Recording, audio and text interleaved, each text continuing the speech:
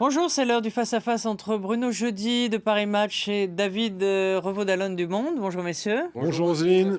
Alors après les élections régionales inédites avec un FN en pole position au premier tour mais qui n'a pas percé la barre des 50% au second tour, grâce à un front républicain qui a fonctionné, eh bien la classe politique est un peu sonnée avec dans le fond ni triomphateur ni vainqueur. Les politiques sont désormais conscients du théâtre désespérant et parfois affligeant qu'ils offrent aux Français. Alors, les hommes politiques vous jurent aujourd'hui la main sur le cœur qu'ils ont changé. Alors, on peut se demander ce qu'ils étaient avant, finalement. Mais pour certains, allez, on va les croire et on leur donne le bénéfice, en tout cas, de la sincérité. C'était le cas de Xavier Bertrand, qui était au journal de 20h. Je vous propose de l'écouter et on en reparle. Je vais quitter mes fonctions de maire de Saint-Quentin et pourtant j'aime ma ville profondément. Et j'ai décidé aussi de ne pas être candidat à la primaire de la droite et du centre. Et depuis 30 ans, tout le monde dit les soirs d'élection, on a compris, on va tout changer. Et on ne change rien. Regardez le spectacle de ma famille politique, où les seules réponses apportées à cela, c'est l'organigramme des Républicains, ou alors c'est la date de la primaire. Mais mon Dieu, mais qu'ils se réveillent. Ou alors on va vers une catastrophe. Voilà qu'il se réveille.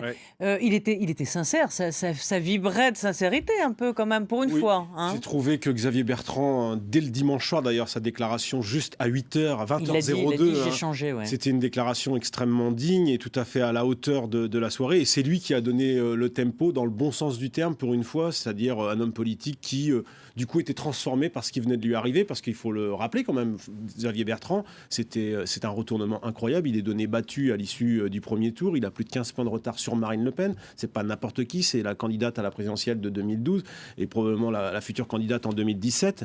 Elle a presque 800 000 voix d'avance et Xavier Bertrand, il remonte, il gagne. Ouais. Grâce à quoi? Grâce à un front républicain qui a parfaitement fonctionné. Mais à la différence de beaucoup de leaders, il les a remerciés. Il a fait même campagne avec eux. On sait qu'il a téléphoné à Martine Aubry dans l'entre-deux tours. Et Xavier Bertrand, je pense qu'il a été transformé dimanche soir et lundi soir, il a trouvé des mots d'une extrême sévérité pour la classe politique et notamment pour sa famille politique, comme il dit, visant explicitement Nicolas Sarkozy. C'est vrai que c'est surréaliste lundi matin de voir un bureau politique qui parle de quoi? Qui parle du calendrier de la primaire, qui vire NKM. On est dans un spectacle qui n'est pas du tout, pour le coup, à la hauteur. Mais il faut se demander pourquoi cette histoire de primaire n'est pas toujours réglée chez les Républicains. Ça fait quand même 1 an et demi que ça devrait être le cas.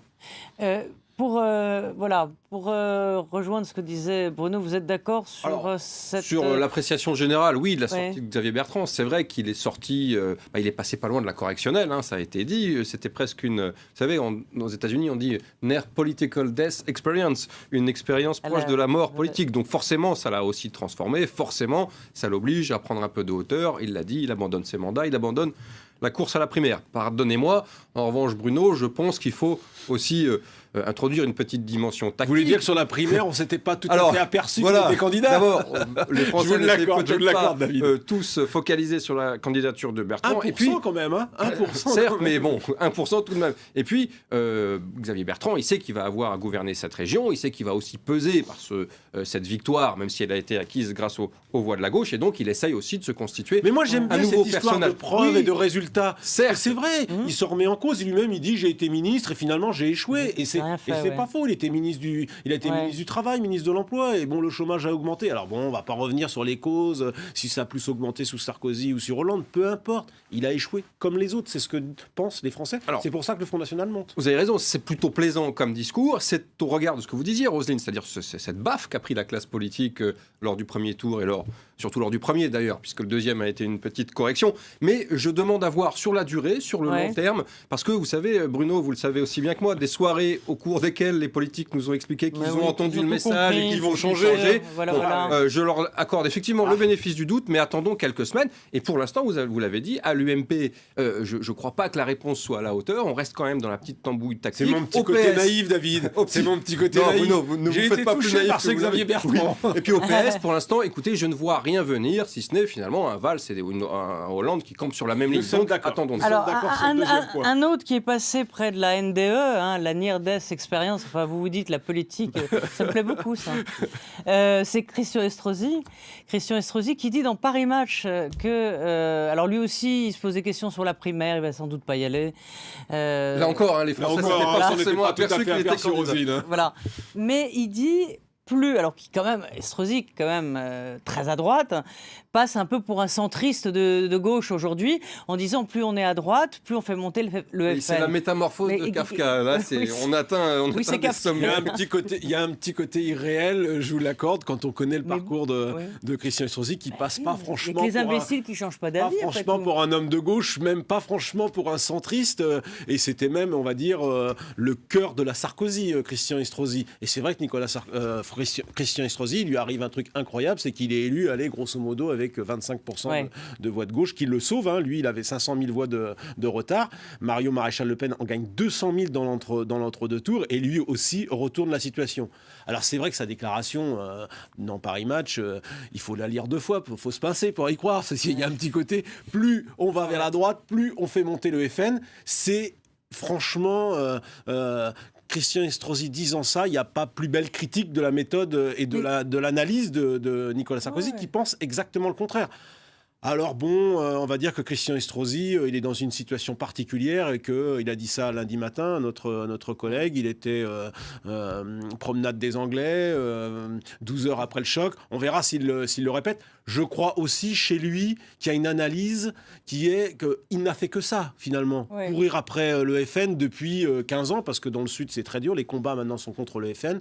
Et on voit que, devenant président de PACA, il sait qu'il va devoir gouverner avec aussi une partie de... Même s'ils ne seront pas là, avec une partie de la gauche. Alors, il y en a à droite qui ont eu un électrochoc, et puis il y en a à gauche qui ont eu des chocs. Je parle de Claude Barthelone, qui a pris un coup sur la cafetière, puisque, au sens propre du mot, puisqu'il est visiblement, il a eu un petit pépin de santé. C'est vrai qu'il a dérapé pendant la campagne, la fin de campagne, en traitant Valérie Pécresse de Neuilly, Versailles, race blanche, qu'elle défendait, ce qui est quand même pas loin de l'injure raciste. Et Jean-Yves Le Drian aussi, qui lui reprend son portefeuille de ministre et qui en même temps sera... président de région.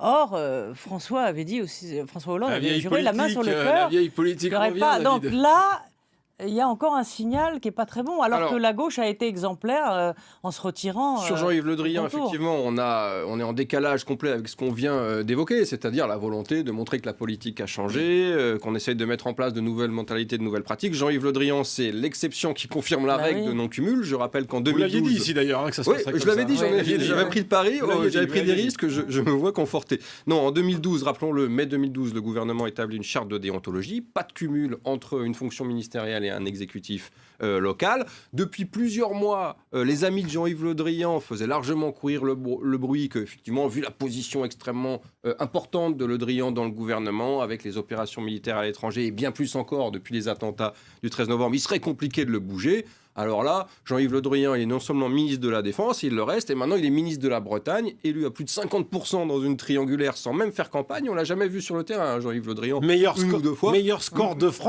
score de France. En triangulaire, même la droite ne fait pas 50%. Triangulaire. Là, il est arrivé avec son écharpe jaune. Voilà, vous pouvez considérer que la charte de déontologie, à ce niveau-là, elle ne joue plus. Donc effectivement, c'est assez dommageable en termes d'image, mais François Hollande, il ne va pas s'en passer. Deuxième point, c'est celui que Claude vous évoquez. Barthelone qui retrouve le perchoir. Là, on est dans autre chose, je crois. Claude Barthelone ne se voyait pas gagner cette région. Au soir du premier tour, il y a eu une divine surprise dans le PS d'Île-de-France. Il s'est lancé dans une campagne un petit peu tous azimuts. Il s'est vu un petit peu trop beau, à mon avis. Et puis sur la fin de campagne, effectivement, vous l'avez dit, il dérape complètement. C'est d'ailleurs, je pense, à cause de ce dérapage... 60 000 voix. Bah oui, 60 000 voix. Beaucoup, c'est, je pense, à cause de ce dérapage sur la race blanche qu'il perd cette élection. Bon, après, sur le fait de conserver le perchoir, c'est vrai que ça aurait été quand même mieux au moins de mettre en scène une remise en jeu de son titre, un vote au sein du groupe, voire même au sein de l'Assemblée. Bon, en tout cas, c'est sûr qu'il ne sort pas de cette affaire. Ça fait pas un peu le copain et les coquins, comme disait Jean-Marie Le Pen. Zéro pointé pour Barthelone de A à Z. Il a été, c'est catastrophique ce qu'il fait. Enfin, je veux dire, d'abord il perd, il n'aurait pas dû perdre. C'était sérieux, Bruno. Non, mais il n'aurait pas dû perdre sur la base des résultats du premier tour. Il remobilise le camp d'en face avec sa bêtise c'est accablant de dire des choses pareilles. D'ailleurs, Et il ne se puis- montre plus. Hein. Et là, il se montre pas. Enfin, je veux dire, il est dans une situation, franchement, il y a certains gens de gauche qui imaginaient qu'il pouvait être Premier ministre. Enfin, c'est juste accablant. Non, Je crois que c'est surtout dans son entourage qu'on imaginait qu'il aurait... Pas lui qui faisait courir Je le pense qu'il bruit, s'est non disqualifié. Et franchement, c'est une sortie ratée C'est sûr pour Barthelone. Non, ce qui est plus intéressant, c'est l'affaire Le Drian. Parce que là, on a vraiment tout. On a les contradictions de François Hollande. Je pense que François Rebsamen, qui a dû quitter le gouvernement parce qu'il voulait Appréciera. cumuler, il va apprécier, il va Dijon, mal digérer son bulletin de vote, François Hollande, même si c'est un ami de très proche. Ce qui est plus intéressant, c'est surtout ce que ça dit, l'élection de Le Drian. Alors, effectivement, sa situation de ministre de la Défense d'une France en guerre. Mais ça dit surtout que la gauche hollando-valsiste, qui ne cède pas aux oukases des Verts, qui se passe de la gauche et qui au fond est une gauche, on va dire, qui va du centre droit au centre gauche, ça marche. En revanche, la gauche classique, la bonne vieille gauche plurielle, la gauche Barthelone, ça marche pas, ça rate. Et ça, c'est intéressant, ça dit quelque chose. Et ça dit surtout qu'on voit bien que François Hollande, il sait pas choisir entre les deux, et que toutes les histoires d'alliance populaire et tout ça, je crains que ça ne marche pas. Bruno, dites-nous en un mot, et puis vous répondrez mes cours, parce qu'il en reste quelques secondes. Votre sondage, tableau de bord. Paris Match, intéressant. Alors, Alain Juppé termine l'année en trombe, il gagne 5 points, il creuse l'écart avec Nicolas Sarkozy, 33 points d'avance sur Nicolas Sarkozy, qui lui chute de 2 points. Ce qui est intéressant, c'est surtout l'appréciation des sympathisants républicains. 90% ont une bonne image d'Alain Juppé, 76% seulement de Nicolas Sarkozy, avec une baisse là encore de 4 à 5 points. Surtout, ce qui est intéressant, c'est que François Hollande passe devant, qui lui bénéficie toujours du post-attentat, il passe devant Nicolas Sarkozy pour la première fois depuis juin 2012.